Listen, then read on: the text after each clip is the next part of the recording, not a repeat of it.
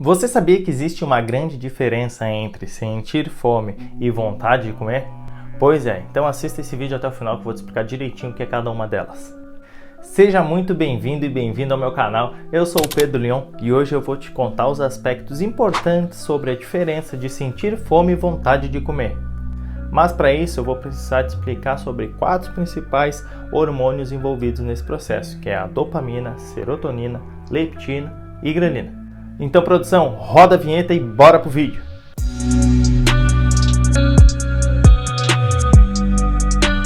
É o seguinte, você já parou para se perguntar alguma vez qual é a diferença de sentir fome e vontade de comer? Aliás, você nem sabia que tinha diferença? Pois é. O sentir fome é uma reação fisiológica do nosso corpo que está ligada a manter todas as nossas atividades de forma correta, normal. E caso você não venha nutrir seu corpo com nutrientes, alguns malefícios fisiológicos você vai sentir, como tontura, desmaio, fraqueza, desânimo, enfim. E nesse processo do sentir fome, ele está correlacionado com 2 hormônios principalmente, a leptina e a grelina. A leptina é um hormônio excretado lá pelas células do tecido adiposo. Quanto mais leptina você tem, menos fome você vai sentir. Seu corpo vai sinalizar que você não precisa estar ingerindo alimentos.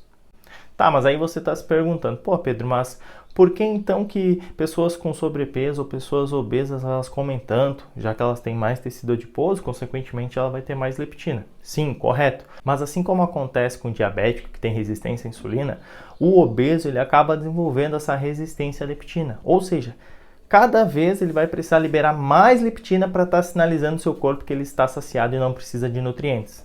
Já a grelina, ela é o contrário, ela é responsável por nos dar essa sensação de que você tem que ingerir algum alimento e ela é produzida lá nas células do estômago. O que acontece? Ao mesmo tempo que o obeso ele se torna resistente à leptina, ele se torna muito mais sensível à grelina.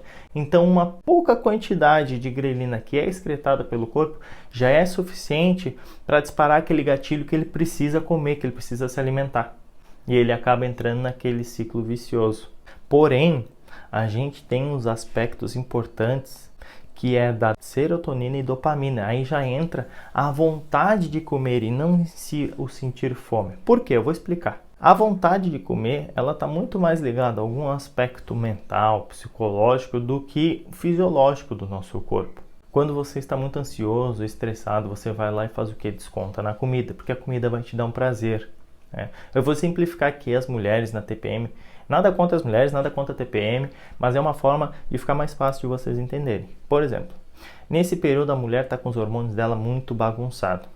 E o que acontece? Ela fica muito estressada, daqui a pouco ela fica muito deprimida, daqui a pouco ela fica eufórica, daqui a pouco ela fica muito para baixo.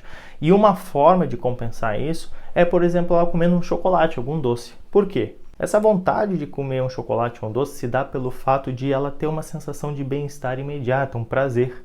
E isso tem relação tanto com serotonina quanto com a dopamina.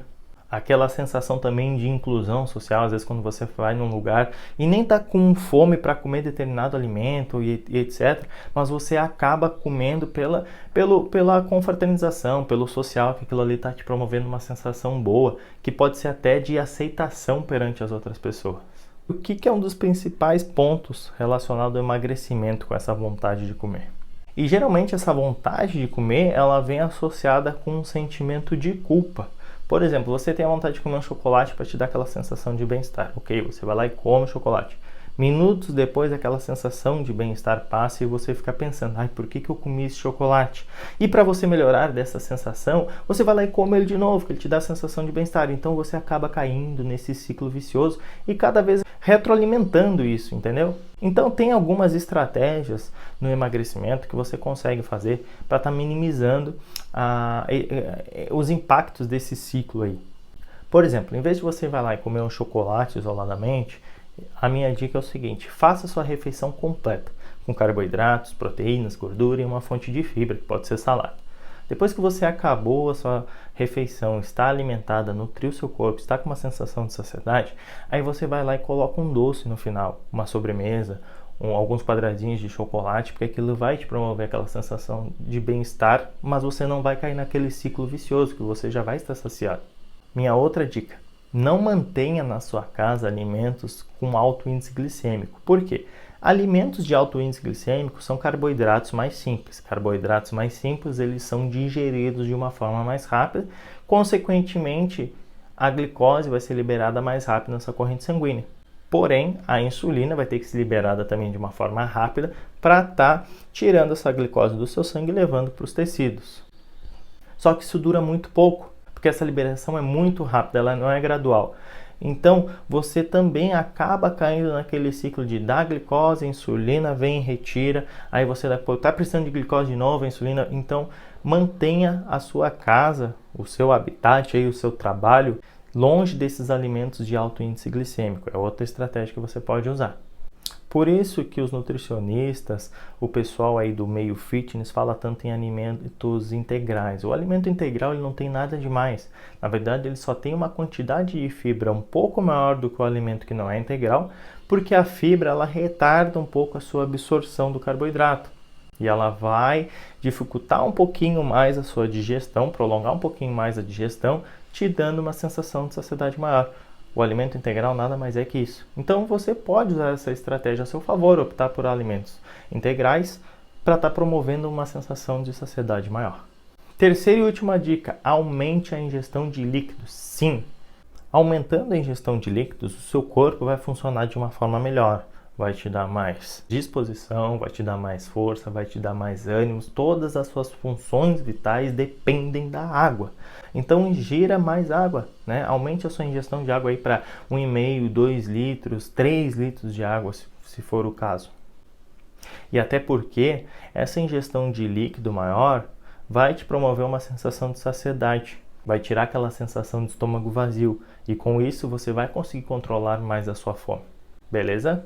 Então essas são as dicas principais que eu dou relacionado ao processo de emagrecimento que podem estar sabotando os teus resultados. Então se você gostou, peço que deixe um like, se inscreva aqui no canal para dar uma força e eu te aguardo no próximo vídeo. Fui!